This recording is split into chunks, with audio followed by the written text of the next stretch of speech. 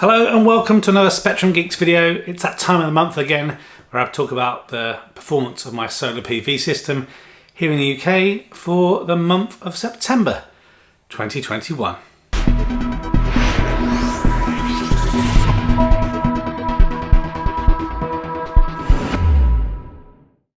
Hope everyone's doing well and you continue to look after yourself and life is treating you fine. So we're going to go over the standard process today in terms of the performance of my solar PV system here in the UK. Remind you again what the setup is, how it's performed in the month of September, comparing that to previous years, some of the highs and lows over the month, and then talk about the performance in terms of kind of payback of the system a little bit, how well the MyEegi, the Zappi and the Powerwall have performed as well, and then wrap up with a little bit of fit/non-fit payment piece as usual. So let's jump into it and remind you of the setup I have here at my solar house. So I'm based in Worcestershire in the UK and I have a 9 kilowatt solar array. So I have 30 300 watt Powerwall panels on the main roof of my house. On the back of each of those is a SolarEdge optimizer and they all connect back to a 6 kilowatt SolarEdge inverter. Connected to that I also have a Tesla Powerwall 2 with the original gateway, so no backup capabilities. And then spurring off of the SolarEdge stuff as well, we had the MyEnegi stuff. So I have the MyEnegi Harvey that basically gives me wireless CT clamps to connect both to my Zappi and my MyEegi. The MyEegi I use to heat the immersion tank in my house with surplus solar, as well as boosting it overnight on a cheaper electric, and the Zappi Generation 1 that we use to charge a Nissan Leaf and a Polestar 2, both from solar, from the grid and during off-peak on the grid as well.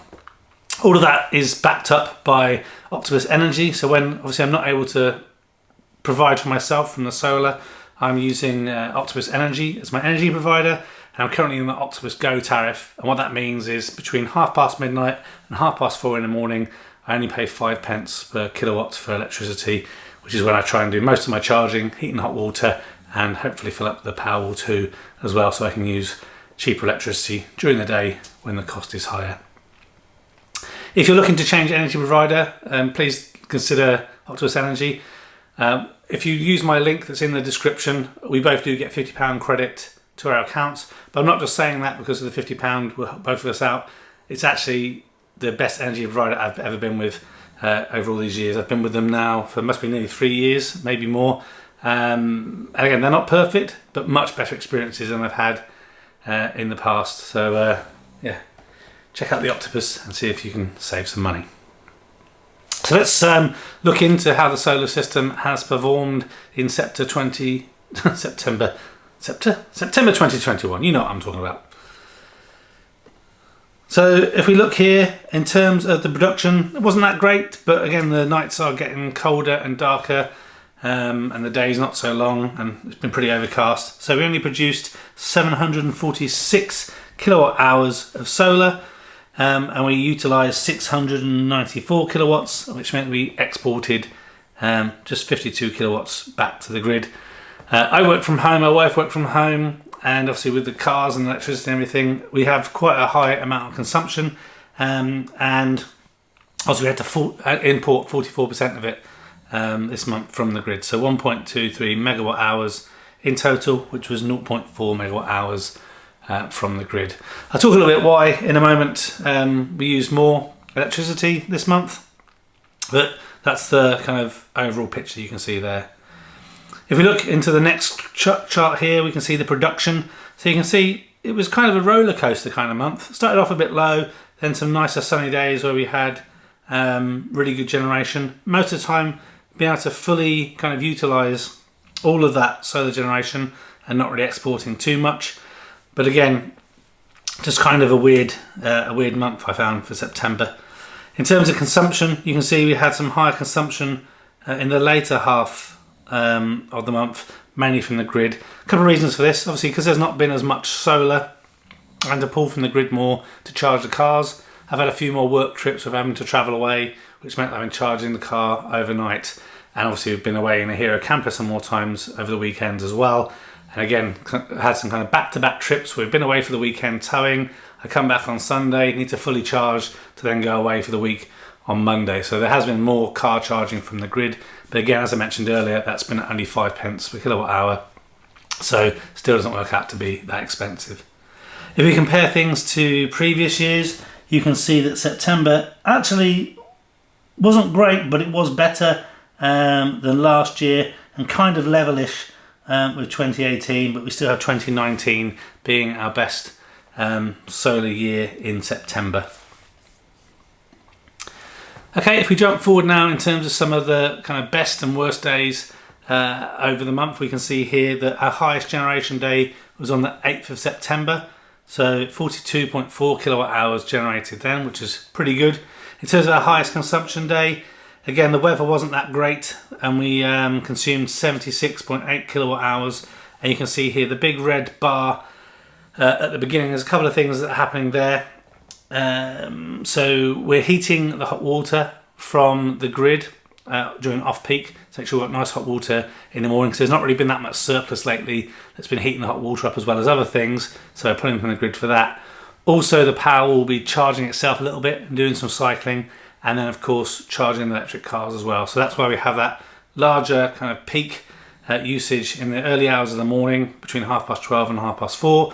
Then it completely drops off because the Powerwall then is providing the energy for the house. But then you can see in this case on the 17th of September, the Powerwall hadn't been charged enough overnight to provide power for the whole day, and the solar just wasn't good enough, so we had to pull from the grid for various things. Then you can see our highest export day was actually just the day after, on the 18th of September. So we produced 38.3 kilowatt hours and we exported 14.3 kilowatts to the grid because we weren't able to use it. The power would be full, cars didn't need to be charged, hot water would have been fully heated, so we had some to give back to the grid. So that kind of wraps how the solar has performed. Now I go through the performance of the Powerwall 2, the MyEegi and the Zappi.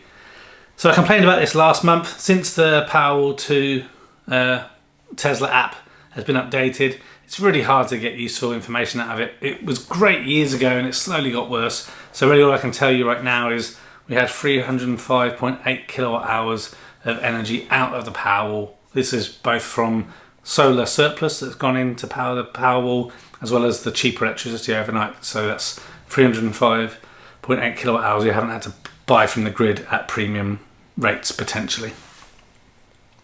In terms of the MyEegi, so we used a total of 157 kilowatt hours of electricity in terms of heating hot water.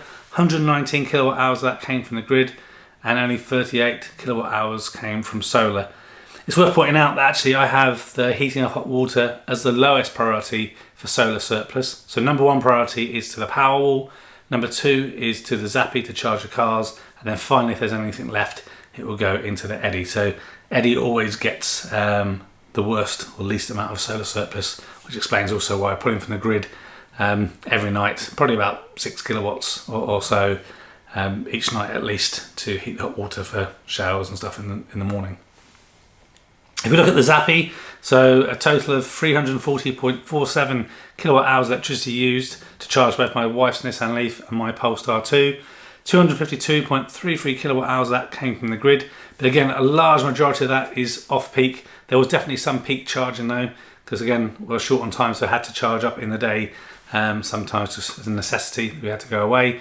But 88.14 kilowatt hours of that came from solar surplus. So again, still pretty good. Even though electric cars are more to buy outright, it's still much cheaper for me to be charging the electric car as opposed to paying for petrol.